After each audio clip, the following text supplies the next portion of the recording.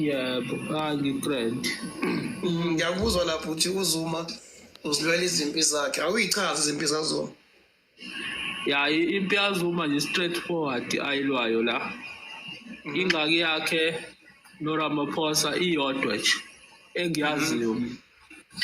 If ukhumbula kwicase yaShabir Sheikh leya case nje yaziwayo.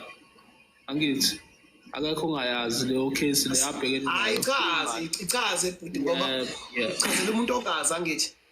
Yeah, I will do that. Akuyona inkinga leyo. Leya case leya the time exoshwa from ukuba uDeputy President. Angithi lokho kuyaziwa 2005 waxoshwa exoshwa uThabo Mbeki. And then after that baba ne-agreement yena no-President uMbeki ne-state ukuthi uma eselwa amacala akhe uzokhokhelwa umbuso. Kodwa if eluza icase uyoyikhokha back imali. Lokho shopho libhalwe phansi unayo proof kubhalwe phansi. Unayo proof yalo kushoyo. Definitely I got. And then ngizalana ke la ngifuna ukuze ngifike manje ngoba ngisaqala ngo2005. Ngifuna ukuze ngize ngifike manje njengoba ku2024 ukuthi lento ihambe kanjani. Baba ne-deal no-treasurer no-president uMbeki ukuthi okay uZuma uzoxhaswa umbuso alwe ama-case akhe. Mapha ama-case akhe? Lawe corruption e-Amsterdam. Yenzoba i-corruption? Angithi wena osolwayo ngaleyo. Yenze shiya umsolwa. Yenzobani corruption? Yenzobani? Yena phela ithi uthi umbuso wegwazela. Shiya umbuso yenzobani corruption?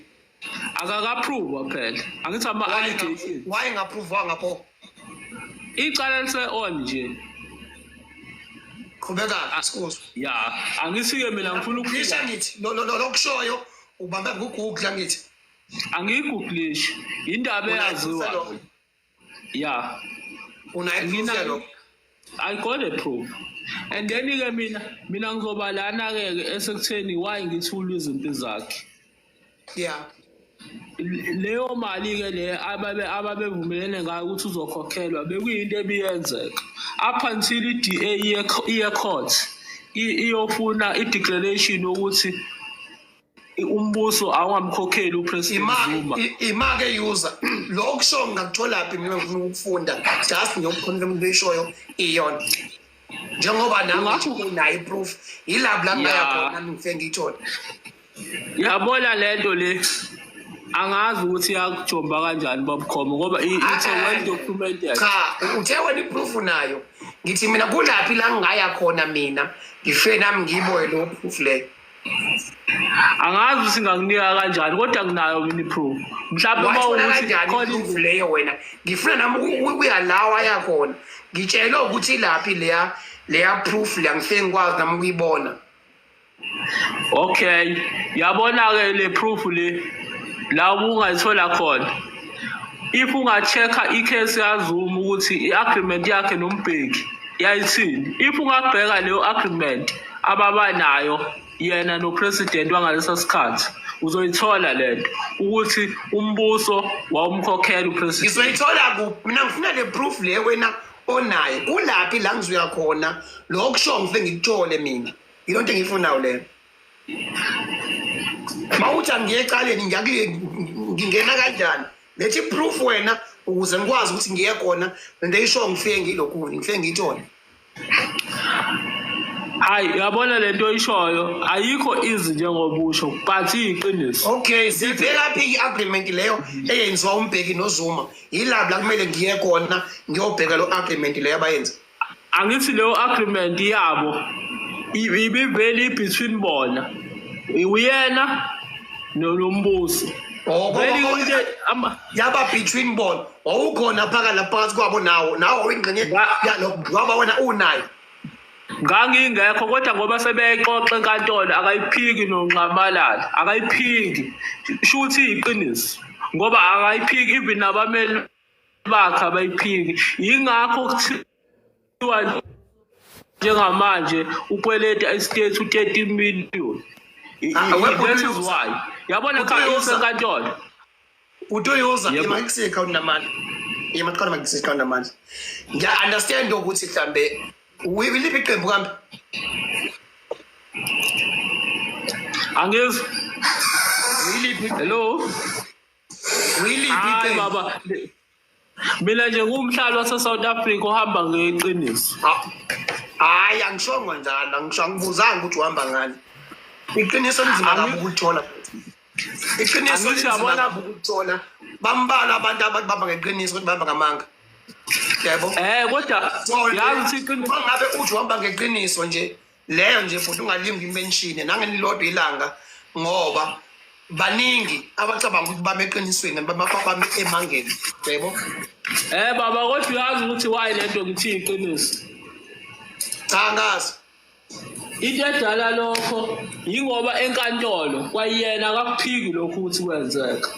Kuyokuphatha kanjani ngelanga mhlalo okucabangayo ukuthi kuyiqiniso bakutshela ukuthi kwangasona iqiniso.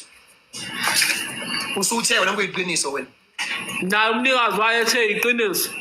Kuyokuphatha kanjani ngelinye ilanga bakutshela ukuthi wena lokusho lokwakuzwa akona iqiniso. Wakwamuza umbheki ethi umbheki ayikho iamdile. Ngengekho le. Ethi ayikho. Angazi wakwamuza umbheki njalo. Denier. Ethi ayibanga khona. Wakwamuza umbheki ethi ayikho iamdile khona. Angazi umuzi. Uyayibona kusa ukuthi ke ungumhlali omele iqiniso ngoba khona into ongazazi ezinye eziyiqiniso.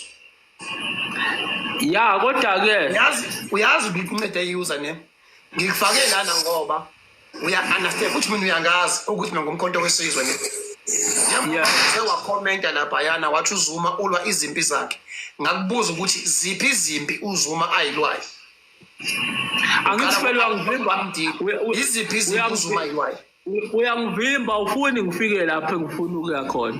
Iziphi izimpi uZuma azwa kulento le esikuyo njengamanje nanku umkhonto njengamanje iziphi izimpi njengamanje uZuma azwayo ishiye le amdili sila njengamanje kumkhonto wesizwe sila kuma election njengamanje uZuma uvula iparty ekuthiwa umkhonto wesizwe sange savota iziphi izimpi uZuma zakhe la ayilwayo ulenja unginto kule yeke leda endala ngoba angifuni isiqhubha isikhathi silandele ukuthi kulesikuyo njengamanje iziphi uZuma iziphi ayilwayo zakhe. Okay yabona impayilwayo eyokuthi ufuna i-revenge ngoba une-feeling yokuthi unefuna revenge kuRamaphosa ngobani ngoba une-feeling yokuthi uRamaphosa uyamdayisa nayo nje into ayifilayo ukuthi umdayisaphi akafuni ukumlekelela nge-funding akafuni ukumlekelela yokulwa lama-cases yokulwa lawa macala angithi manje useyikhokhela from his own pocket. As we speak now akasakhokhela umbuso uyayikhokhela manje that is why ike bitter ngoba ufuna ukuthi ayiphiniselele ikhona imali sobayifaka imayuza ngikusiza ikhona imali sobayifaka cela kaZuma uba wena uyikhokhela yena uqobo ingakho phela nenkinga ngoba uyazi ukuthi lento ukuthatha lalela ngitshele Butikhomo lento lengithatha sekutheni njengoba umbuso kwathiwa awungakhokhi obvious noma athi ukhokhelwa abangani bakhe kodwa imali yakhe leyo even ngathiwa uyaxhaswa abanye abantu uyazi